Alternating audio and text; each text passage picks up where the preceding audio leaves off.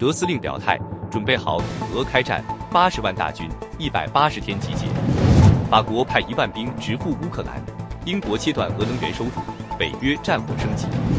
轰炸1400公里外最大俄炼油厂，俄最少损30亿美元。夺回红军村市政大楼，无人机、坦克与特种部队联手，乌军阻断俄军增援。俄4个月损失万余士兵，乌守住关键阵地，反击收复领土。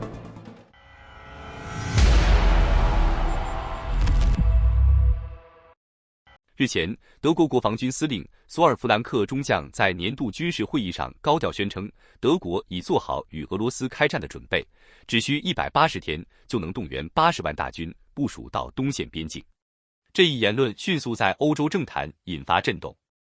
2025年11月的乌克兰，寒冬还未真正来临，电力供应却已经瘫痪，全国大部分城市断电，医院靠发电机维持运作，公交停运，居民生活受阻。孩子们在烛光下写作业，医生用手电筒做紧急手术，人们甚至在阳台上烧柴取暖。这场人道危机并非自然灾害，而是俄军高强度导弹和无人机袭击造成的结果。面对俄军对能源设施的长期打击，乌克兰不再被动挨打，而是直接反击俄罗斯本土关键设施。此次反击规模空前，目标明确，连部分俄罗斯能源枢纽也被击中。支撑乌克兰敢于与俄罗斯正面交锋的，不只是国内意志，还有德国的支持。过去，德国主要以物资供应方式参与，包括提供坦克、导弹和军事训练，但保持低调。如今，德国态度明显转向直接参与。德国国防部宣布，已准备在北约体系下支援80万兵力部署至东欧，并启动快速动员计划，180天内可完成全国军事力量集结。据透露，索尔弗兰克提到的这一动员方案与一份名为德国行动计划的秘密文件有关。尽管该文件并未对外公布，但多名德国高层官员暗示，这份计划不仅涉及大规模兵力动员，还包括储备武器、升级装备及与北约成员国的联合部署。一些观察人士指出，德国可能在表面克制的同时，暗中扩大军备，为可能的欧洲冲突做准备。自基民盟领袖弗里德里希·默茨上台以来，德国外交政策明显转向强硬，与中俄关系急剧降温。柏林在白宫的推动下，逐渐从经济合作型国家转为安全防务型国家，重新强调北约责任和军事威慑力。但现实与雄心之间的差距仍然存在。按照联合国战后限制，德国不得拥有航母、核潜艇或远程导弹。目前，德国现役部队仅约18万人，其中地面部队不到10万。海军方面仅有7艘现代化护卫舰，无1艘驱逐舰。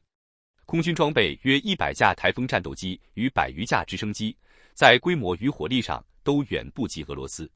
因此，外界普遍认为索尔弗兰克的80万动员论更像是一种政治宣示，意在对莫斯科和北约盟友释放信号，而非现实可行的作战计划。同时，德国投资250亿欧元购买1000辆豹2主战坦克，加快交付爱国者防空系统，并推动欧洲议会解除对无武器射程的限制，甚至提议用冻结的1700亿欧元俄方资产资助乌克兰。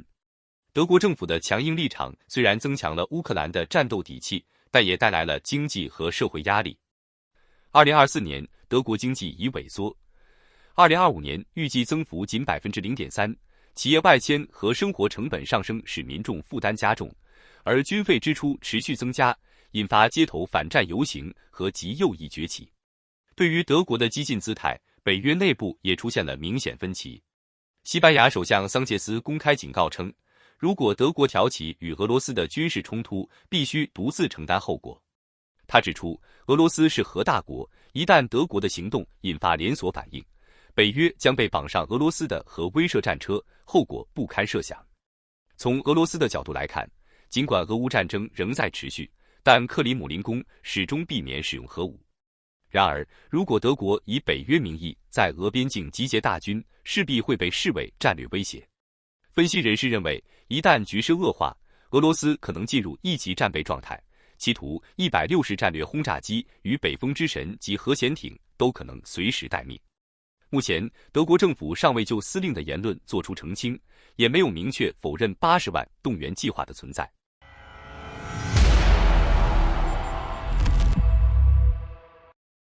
2025年11月，法国宣布将在2026年向乌克兰派遣1万名军队，直接参与战区行动。法国陆军参谋长皮埃尔·希尔在国民议会听证会上表示，这一部署不仅是军事行动，更是政治和心理战略的体现。乌克兰长期成为西方与俄罗斯对峙的前沿阵地，美国、英国主要扮演远程支援的角色，提供武器和情报，却不上前线。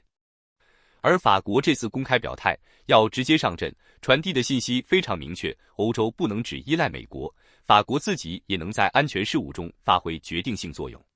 这次出兵的意义不仅在于数字，1万人虽不算庞大军力，但在心理战和博弈格局中意义重大。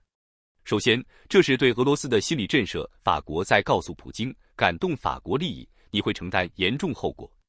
其次，这也是向北约内部发出的信号，北约成员必须履行义务，否则法国会独自行动。法国此举还与自身在欧洲的战略地位密切相关。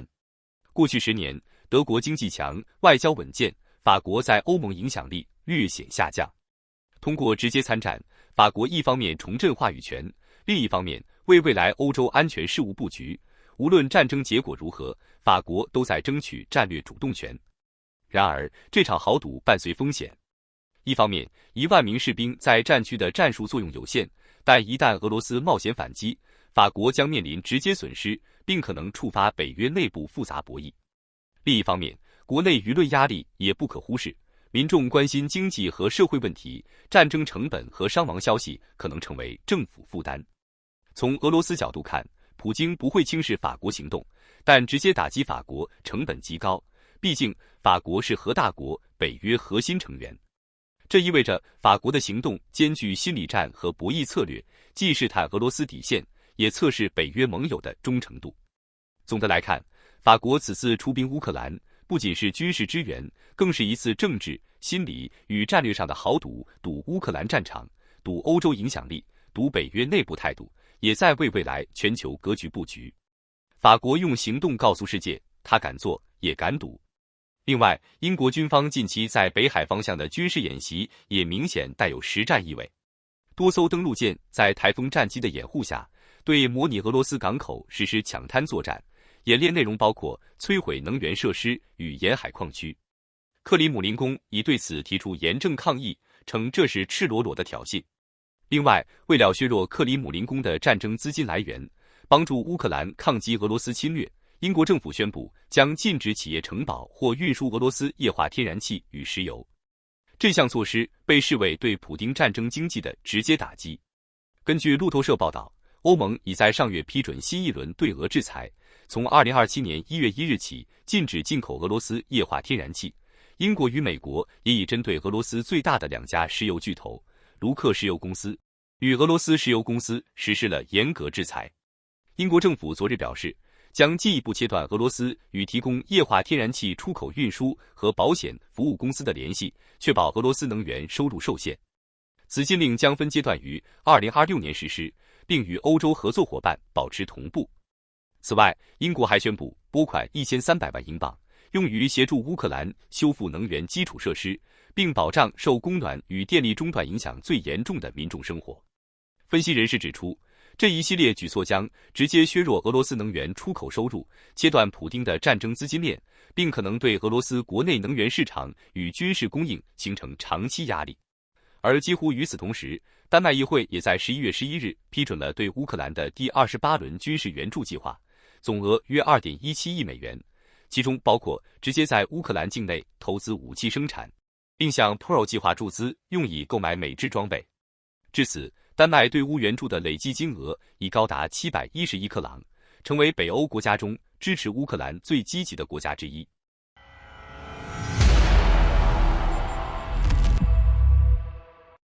乌克兰对俄罗斯境内能源设施的打击正全面升级。过去2天，乌军无人机的攻击频率与射程都显著提升，目标直指俄罗斯的能源命脉。据开源情报技术报道，当地时间11月11日下午，乌军罕见发动白日空袭，远程奔袭1300公里，精准打击位于奥伦堡的奥尔斯克炼油厂。现场视频显示，一架大型无人机在高空缓缓飞向目标区域，随后伴随强烈爆炸声，工厂多处地点燃起熊熊烈火，远处都能看到浓烟翻滚。这座炼油厂是当地最重要的能源中心，日产量高达13.2万桶。乌方消息称其遭受严重破坏，而俄方则急忙否认称只是无人机残骸引发局部火灾。但从社交媒体流出的画面来看，火势蔓延范围极广，损失恐怕远不止于此。据情报人士透露，无人机可能直接命中厂区内的 LCH-24-2000柴油加氢处理装置，该装置是提高柴油品质与产量的关键节点。另有独立分析团体 Cyberborotional 指出，攻击或击中价值55亿卢布的年度裂解装置，这是俄方2014至2015年间完成的重要现代化项目，负责减少重油废料，提升燃料效率。若确实被毁，这将令俄方至少损失10亿至30亿美元，并严重影响中长期的炼油能力。这次袭击创下乌克兰开战以来打击距离的新纪录。奥伦堡距离乌克兰边境超过1300公里，几乎横穿半个俄罗斯。分析人士指出，这表明乌军的远程攻击能力正在迅速增强。另外，奥尔斯克炼油厂去年就曾遭乌军无人机打击，一度停产，迫使克里姆林宫在数周内失去了部分石油出口收入。本次再度被袭，意味着俄国的能源防线再度告急，也让西方制裁与乌方攻击形成双重挤压。紧接着，在12日凌晨，乌军无人机又袭击了位于斯塔夫罗波尔边疆区的斯塔夫罗仑化工厂。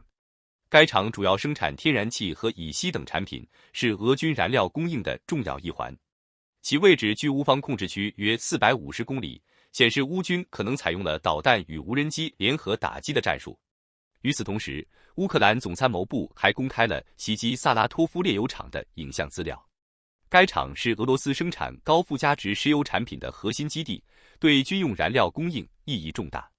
短短3天内，乌军连环轰炸俄境3座大型能源设施，打击范围从萨拉托夫、斯塔夫罗波尔一路延伸到奥伦堡，呈现出前所未有的纵深攻击态势。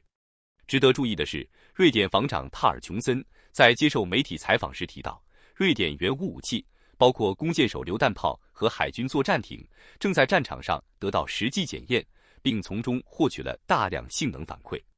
他表示，瑞典将继续坚定支持乌克兰，并强化双方在防务领域的合作。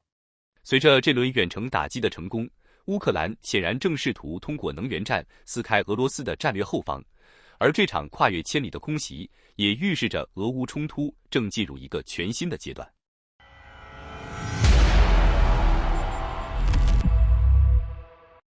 就在俄方宣称即将全面控制波克罗夫斯之际，乌克兰军队在夜色掩护下展开了一场出其不意的反击。最新消息显示，乌军突袭并重新夺回市政大楼，在波克罗夫斯的主广场升起了乌克兰国旗。据诺尔报告报道，当地时间11月12日晚，乌克兰第425突击团在特种部队支援下，秘密潜入波克罗夫斯市中心，对藏身于市政大楼内的俄军展开清剿行动。乌军采取小股分散突击战术，利用快速越野车和 FPV 无人机穿越俄军控制区，发动闪击。战斗从深夜持续到凌晨，乌军在近距离交火中逐层推进，最终彻底控制了整栋市政大楼，并在天亮前于主广场升起国旗。现场的头盔摄像记录显示，乌军士兵逐层清扫残余俄军的激烈场面，足见此次行动绝非象征性的插旗，而是一次完整的反攻作战。俄方暂未对这一事件作出回应。此前，俄罗斯方面多次宣称将完全占领波克罗夫斯，但乌军国旗重新在市中心飘扬，证明局势远未如俄方所言那样稳定。目前，波克罗夫斯的大部分城区仍处于激烈争夺之中，前线形势瞬息万变，阵地频繁易手。另外，11月11日夜间，一支试图借着业务从 M30 公路突入的俄军摩托化小分队被乌军 FPV 无人机与豹2坦克联手歼灭，公路上留下多辆被烧毁的车辆残骸。卫星图像显示，目前乌军控制了波城约 58% 的区域，包括市政厅、医院、火车站和西部工业园区，俄军控制约 32%， 剩余 10% 为灰色地带。双方狙击手与无人机活动频繁，任何移动都可能致命。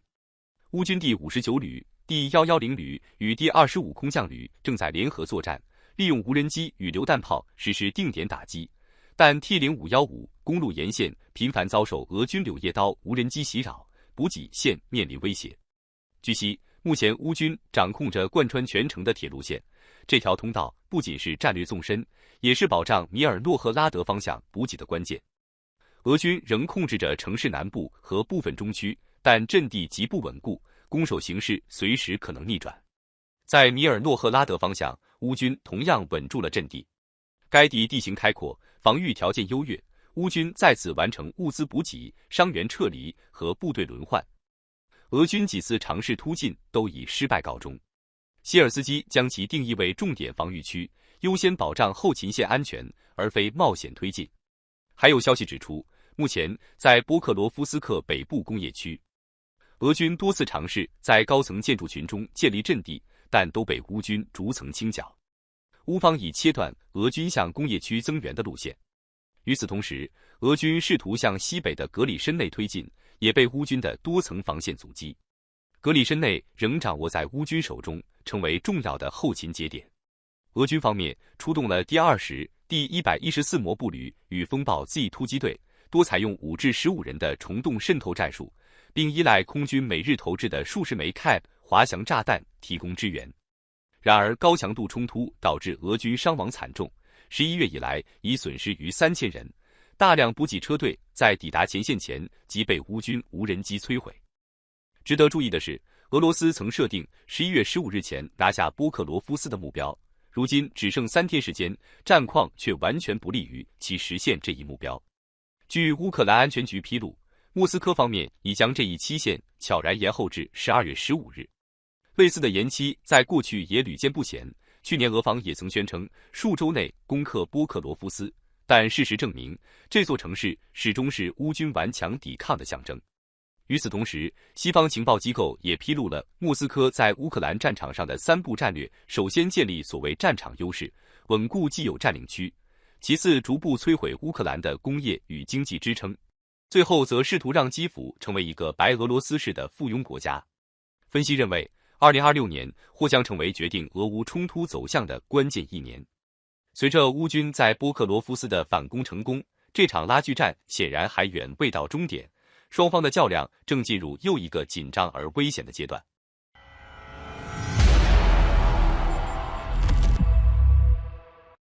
据悉，顿涅茨克南部战线的多布罗皮利亚由乌克兰国民警卫队亚述旅防守。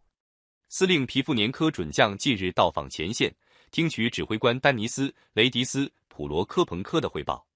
据称，过去4个月内，俄军在该突出部损失高达7760人，伤5107人，134人被俘。乌军摧毁60辆坦克、171辆装甲车及超过2300架无人机。尽管压力巨大，但乌军在此方向仍保持主动，通过战术创新与科技整合维持防御反击能力。在康斯坦丁尼夫卡方向，俄军继续沿林区渗透至别列斯托克以南、克莱班拜克水库以北。步兵采用波浪式推进，从奥列克桑德罗舒特利内至亚西德卡别墅区沿铁路推进。尽管部分部队被乌军无人机击中，但恶劣天气掩护下，仍有不少俄军抵达别墅区并进一步渗透，增加乌军防守压力。库皮扬斯克方向，乌军在当地某工厂展开清剿行动，战斗进展顺利。据前线通报，库城内的俄军正在逐步被消灭。战地画面显示，俄军残余势力遭到重点打击，乌军已掌握局部主动权。另外，近期关于俄军即将占领乌克兰第3首都库皮扬斯克的传言在网络上广泛传播，但事实并非如此。虽然俄方媒体和宣传机构不断放大所谓的危急局势，甚至利用人工智慧生成假信息散布恐慌，但库皮扬斯克的战况相对稳定，俄军仅在城区保留了一个小型突出部。乌军依然守住了主要阵地。俄军向波克罗夫斯克方向集中了大量兵力和资源，这也不可避免地削弱了其在其他战线的力量。乌军抓住机会，在恰西夫亚尔等地发起反攻，收复了部分领土，展现出顽强的防御能力。不过，扎波罗热的形势确实令人担忧。多方消息源，包括 Deep State 的报告，都显示乌军在这里承受了巨大压力。南方防御部队发言人弗拉迪斯拉夫·沃洛申承认，由于俄军每日超过400次的炮击，乌军在诺沃乌斯佩尼夫斯科耶、诺瓦沃、奥霍特尼奇、乌斯佩尼夫卡和诺沃米克拉耶夫卡等定居点被迫后撤，但在里夫诺皮利亚、索洛德科和亚布卢科维的战斗仍在持续，且异常激烈。好的，感谢您一口气看到最后了，这是对我们最大的鼓励和支持。要看最全面、最及时准确的战场热点报道更新，就请每日锁定新冷战情势。如果您喜欢我们的节目，也请您点赞、留言、订阅，把视频分享出去，让更多的人看到这个节目。想要赞助我们的朋友，可以打开超级感谢打赏赞助，帮助我们能持续做出更多好节目。谢谢大家。